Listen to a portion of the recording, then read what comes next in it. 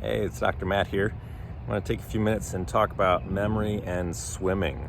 I like analogies, I like comparisons, I like to paint pictures and use imagery to help take complex concepts like memory and our different thinking skills and make them more understandable. And so I'm here today at Franklin and Marshall College. I'm here for a swim meet with my son, and so let's talk about swimming and memory. Memory is a lot like swimming in that they're both skills. And often we think about, well, they're just simple skills, like either you can swim or you can't, either your memory is good or it's not. But it's really helpful to realize that it's more complex than that.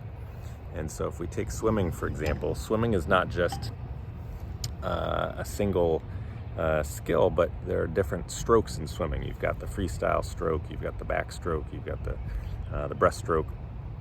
But even if we take just one of those strokes, like the breaststroke, for example, and we can break that down into multiple components, multiple skills within that skill.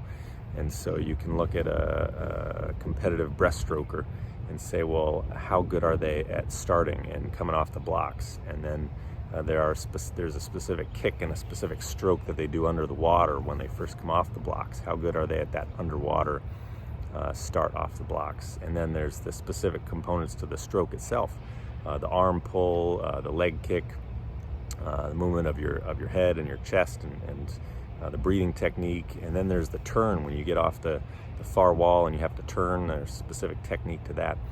So there's all these little individual components that go into whether or not you're a really fast breaststroke swimmer or not. And if you want to become really good at doing that stroke, you have to understand all those individual components and practice each of them individually. You have to practice and strengthen and do a lot of reps. You gotta have to get the technique right and then practice with a lot of reps each of those individual techniques to then improve the overall skill of the breaststroke. And so memory is a lot like that. Most of us think, oh, am I remembering yes or no? Am I forgetful yes or no? But for our short-term memory to work well, there's actually multiple sub-components or sub-skills that go into the bigger overarching skill of short-term memory.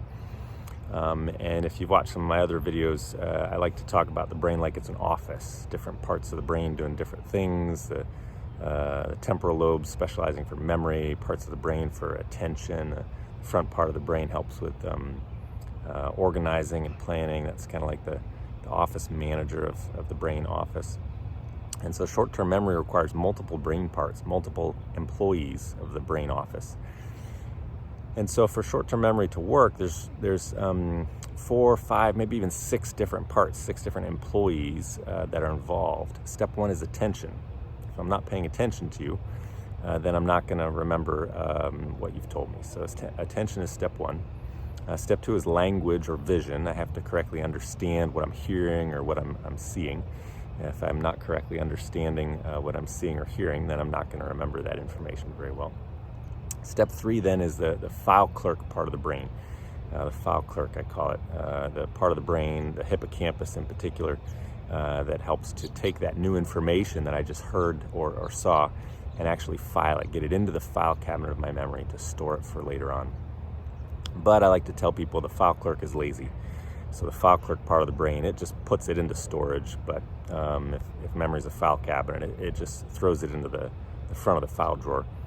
And so we need the next part. The 4th step is actually the office manager, front part of the brain, that then helps to better organize that new information in the file cabinet to make sure all the details are well connected. And it's in there securely, which then makes it easier to recall and find later on when I need that information. So that's 4 important steps. There's some other components to the process too, though. One is the emotion part of the brain. I call it the emotion employee. That plays a big role. Emotions influence our attention. Emotions influence how well information gets stored in memory. Things that have a lot of emotion attached to them makes it easier to pay attention to, and we're much more likely to remember that information.